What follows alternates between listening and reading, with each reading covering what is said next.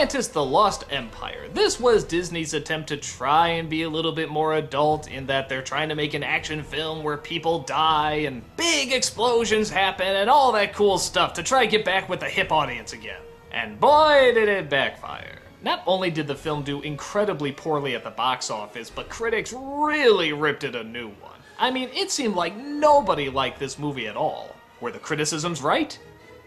Yeah, but I don't know. I think there's some good stuff in it. Kinda, sorta. Alright, let's look at the story. Michael J. Fox is Milo, a janitor at a museum.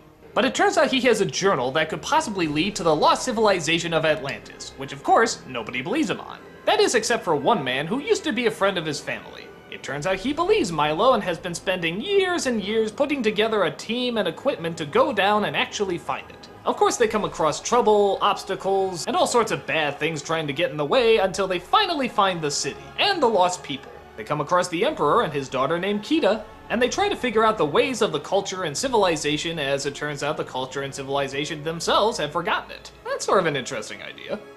Okay, so it sort of sounds like 20,000 Leagues meets Indiana Jones meets, well, Disney. There is a lot of action, there is a lot of adventure, but at the same time, yeah, you do have to mix it with Disney, don't you? And if you're trying to get more of an adult crowd, that's probably not the best thing to do. Like, listen to this line and tell me if you think this is more Indiana Jones or Disney. Alright, this is it! We're gonna rescue the princess, we're gonna save Atlantis, or we're gonna die trying! Now let's do it! Yeah, I'd say Disney too. On top of that, guess who the villain is? That's right, some asshole who just wants money. Oh, for God's sake, you're looking for a lost civilization. You're gonna be rich either way. But no, they want to destroy the people and just take the artifacts so it's worth even more money. Oh, give me a break. I am so sick of these guys. But what does work about the movie? Well, the culture is pretty cool, the people are pretty cool, the sort of magical elements are pretty cool. And on top of that, I really like the side characters. They're all very unique, very funny, they all stand out, and they have some really good lines. We've done a lot of things we're not proud of. Robbing graves, plundering tombs, double parking. But nobody got hurt. Well, maybe somebody got hurt, but nobody we knew. I'd be lying if I said the problems I listed before didn't get in the way, and yeah, on the whole, is it a good movie? Probably not, but I think this is sort of for me what Moulin Rouge is for a lot of other people. A guilty pleasure. The stuff that's good, I think is really good and really holds up. Is it corny at times? Oh yeah. Is it really stupid? Pfft, you have no idea. But look at this scene!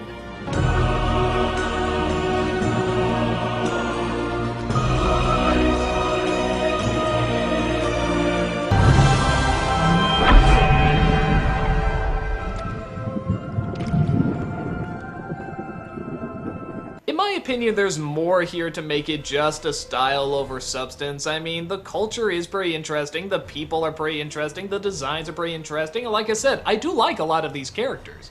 In fact, it's one of the few times you have a Disney couple that doesn't get married. Heck, they don't even kiss, they just give a hug. Dude, that's rare.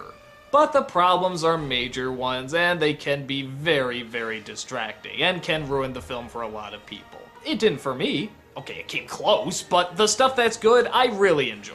I'm sure it has its fans, I'm sure it has its haters. You can just put me in the fan category.